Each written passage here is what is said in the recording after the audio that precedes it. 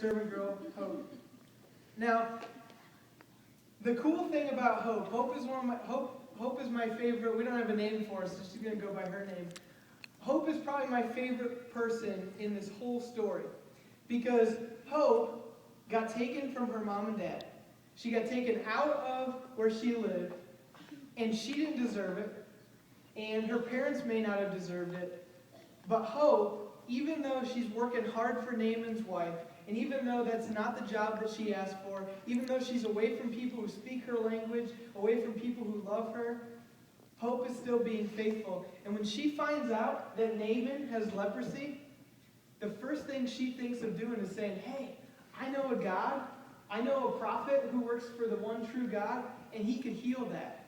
And so Hope, unlike many of the adults in her life who weren't faithful to God, like the king over there, who weren't faithful to God, Hope is bearing witness to God, and Hope is telling people about Jesus, even though... Something funny over there? You making fun of the dejected king. All right. So, hey king, we'll be over to you in a second, all right? Stop laughing at the king. All right. So Hope is always trusting in God, even though she is in a really, really hard spot. So good job, Hope. All right. So Hope tells her master, which is Naaman's wife, Mrs. Naaman, that she should tell Mr. Naaman to go to the king and go to the king of Israel because she knows how Naaman can be healed. So the king of Aram, that's Vladik, says, well, I want you to be healed because you're a really good commander for me, but you can't go empty-handed, right? So he tells him, all right, well, there's some really nice clothes in here. Trust me, I picked them out myself. He sends him with 10 articles of clothing, and he sends him with 900 pounds, and this is 900 pounds of money. You ready? 900 pounds of money. And you can actually hand that to your posse because you're the commander, so you don't have to carry anything around. And you have leprosy, so nobody wants that in their clothes. Nasty. All right? So he says, all right, go to the king of Israel. So we got to trudge across the land all the way to the king of Israel. Here's the king of Israel. And basically Naaman hands him the letter. Hand him the letter. And as the king of Israel reads the letter, he sees that the king of Aram wants him to heal Naaman. So, Naaman's over here, and Merrick, you don't have the power to heal anybody, do you? No. So you're like, oh no! And you tear your clothes. I'm just kidding, don't do that. Your mother would be really upset with me, and we really don't want you running around like that. So the king is really, really depressed. Because he's like, how am I going to possibly heal this man? I'm not God. I'm sorry, we'll get you a smaller crown next time. There you go. Sister can help you. There you go. You look great. I promise. All right. So anyway, Elisha hears about the fact that the king doesn't think he can heal. Doesn't think he can heal him. So Elisha gets mad. So look mad. You're really mad. Why are you mad? You don't know why you're mad. He's mad because the king over here should know the one true God. The king is mad too because he doesn't know the one true God, and he doesn't know how could I ever heal him. And Elisha says, send him to me. So Gehazi, come get Naaman and take him to Elisha, but don't take him all the way. Stop where you stop. All right. So he comes and gets him. And the moral behind this part of the story is that the king of Israel should have known the one true God all along. He should have known that the one true God is the God that can heal anybody, and that if we had been obeying God, these things wouldn't have been happening to us. And so, one of the things that I take away from this part of the story is there's a kid who's in a horrible, horrible situation, and she believes in the power of God.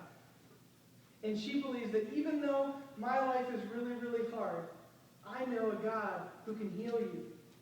But the king over here, someone comes to him and they don't know what to do. And so let's take a time out from talking to the kids for a second. I want to talk to the adults. Lots of times, we see little kids being a lot better witness for Jesus than us. And here's what I'm talking about. A lot of times, like when our kids go to school, if they pray before their lunch, and they pray every day before their lunch, sometimes they'll have a friend come up and say, man, and the friend might be kind of embarrassed to talk to them. They say, man, my family's going through a really hard time. Will you pray for them? And the kids be like, yeah, sure, I'll pray for them.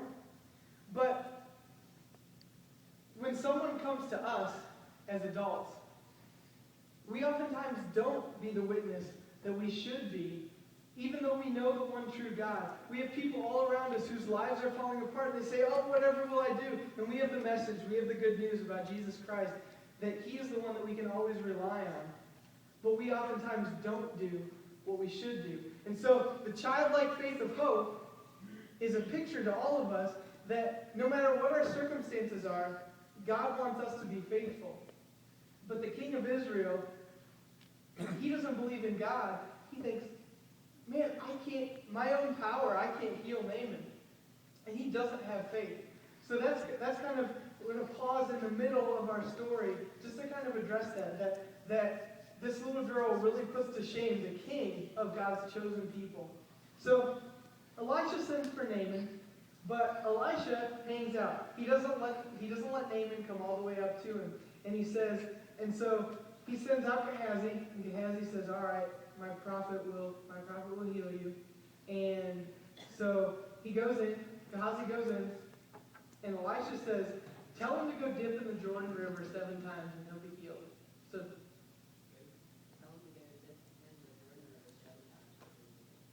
amazing. So he comes up and tells him what Elisha said.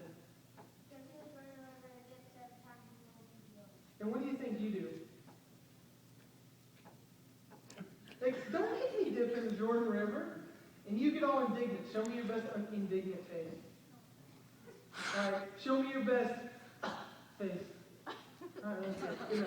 All right, and so you're going to go back and you're moping and you're telling your posse, you're saying, oh, he wants me to dip in the river. To do that. I'm just kidding. So, but the posse here looks at Naaman and they say, he asked you to dip in a river 7 times. If he'd asked you to jump over the moon, you'd have found a way to do it. Because you think if whatever you have to do, you would work to do it. But if he asked you to do something simple that sounds absurd to you, basically, you should just do it. Because if it doesn't work, you didn't have to do anything hard. But if he asked you to do something hard, you would have done it anyway. So Naaman says, all right, I'll go do it.